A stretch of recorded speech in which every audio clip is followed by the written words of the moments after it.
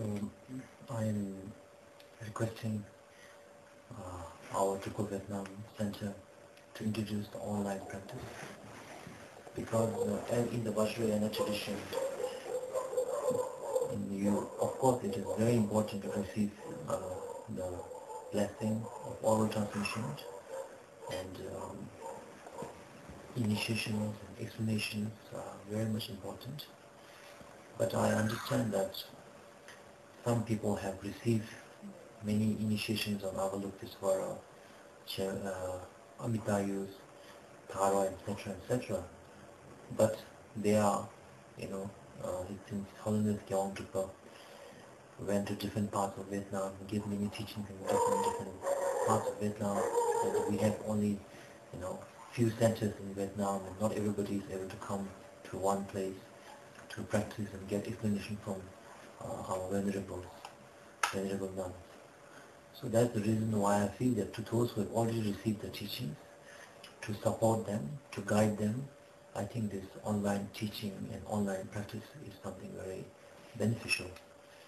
But I must stress out that it is very important that at some point or another you have to have received the, lung, one at least if possible initiation, and if not at least little bit explanation, and the oral transmission is very important because the blessing of the lineage comes not just from one master but from the thousands of enlightened masters until the Buddha. So that's why this blessing is passed down from master to master. And lineage, which we call lineage, actually means blessing or the wisdom passed down. And that without that, I think it is without that it's quite difficult to have that much of impact, I would say. So generally in a practice, the three most important are the three things. That is, for a beginner, let's say for the beginner, for higher level, again there are different set of things which we should be doing. For the beginner, number one is the motivation, because Buddha's teaching is very much a spirituality. It's not a religion. It is so spirituality means the mind is the most important thing. It is not how externally how good you are or how not good you are is a secondary importance. The most important is the motivation. Because of motivation, you are either committing good karma or negative karma. Because of motivation, you are a Mahayana or different yana. It is all depends on motivation. So that's why in the Vajrayana, the philosophy of Vajrayana is never different from Mahayana. The technique in Vajrayana has many skillful methods, but the philosophy, the bodhicitta, it is entirely exactly the same as Mahayana. So that's why, the most important thing is the bodhicitta mind is the most important, which is like the, which has to go first. Whatever practice you are doing, whether it's Amitayu, prostration, chanting, generosity, if the bodhicitta goes ahead, then it will go in a direction which will lead you to enlightenment. So the second thing is, if you are a high level practitioner, then the understanding of three emptiness, which is you are also not existing as it appears to be. The Buddha is not existing as it appears to be. The offering that you are doing is also not appears to be. These three understanding of shunyata has to be there. But for the beginner, it is not beginner. We do not sort of recommend that at first. Rather, we recommend that in the second most important is the concentration.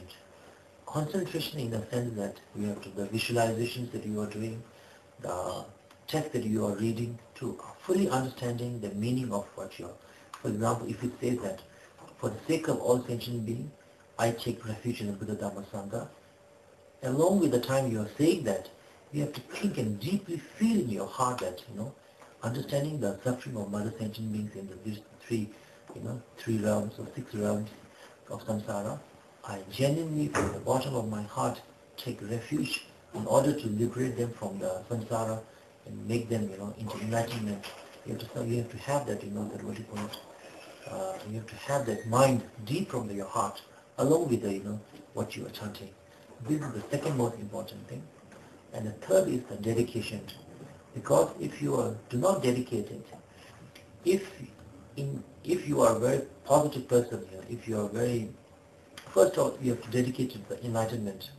If you do not dedicate it to enlightenment, your positive karma will probably give you something, maybe, like a long life or something like a good rebirth or something, and then it's finished. It is like we say, example, we say, like I believe banana tree, we say, I'm not sure in this text we say the banana tree gives only fruit one time, while other trees give fruit, many times. Similarly, if you dedicate to the enlightenment, until you reach enlightenment, your merit will not be wasted, will not be wasted. That's the one thing. Another thing is that if you do not dedicate it, once, if, for example, if you have a committed something very, very big negative karma, then your merit can disappear. Especially in the Madhyamika by Nagarjuna, it says that, if you get insult a bodhisattva, if you disrespect a bodhisattva of maybe first blooming or true bodhisattva, your merit for thousands of eons, will be diminished, will be sort of, disappear.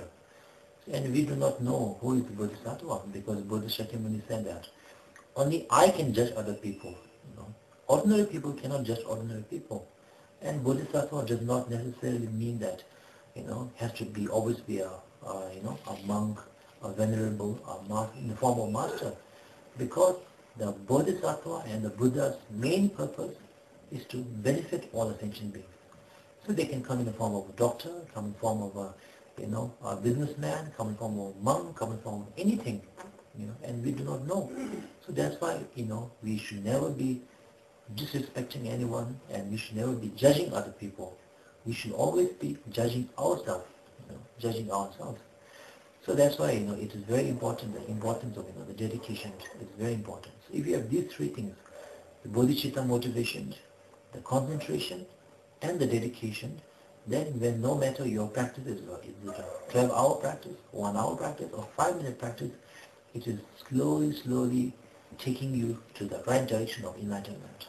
So these are the three things which are key, important.